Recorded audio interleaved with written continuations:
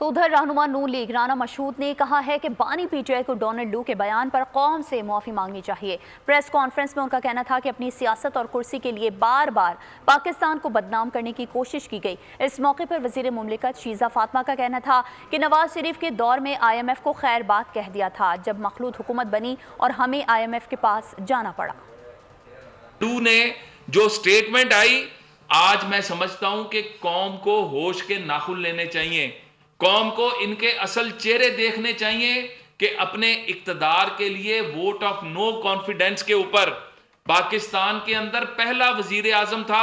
جو آئینی اور قانونی طریقے سے گیا۔ پاکستان کے اندر اس سے پہلے کوئی ایسی مثال نہیں ملتی، لیکن اس کو جس طرح پروپیگنڈے کی نظر کیا گیا، اس پر جس طرح جھوٹ گھڑے گئے، اس کے اوپر جس طرح قوم کے اندر انتشار پھیلایا گیا،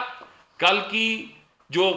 کانگریس کی ہیرنگ تھی اس کے بعد میں سمجھتا ہوں کہ قوم سے آ کے معافی مانگنی چاہیے۔ وزیر اعظم نواز شریف صاحب کا آئی ایم ایف پروگرام اس ملک کی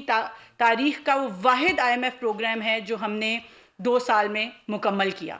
اور اس کے بعد ہم نے آئی ایم ایف سے چھٹکارا پایا اور پاکستان کی معیشت اپنے بلبوتے پہ کھڑی ہوئی۔ میں جب ایک مخلوط حکومت بنی اور وزیر اعظم شہباز شریف نے یہ منصب سنبھالا اور جب ہم آئی ایم ایف کے پاس گئے تو وہ جانے کا یہی مقصد تھا کہ 2018 میں ہمیں جس ڈیفالٹ کے دہانے پہ لا کے کھڑا کیا گیا وہاں سے پاکستان کو بچانا ہماری ایک آپ کہہ لیں کہ ایک ایگزسٹینشل کرائسس تھا جس کو اوور کم کیا گیا۔ سبسکرائب کریں اور بیل دبائیں تاکہ کوئی خبر رہ نہ جائے۔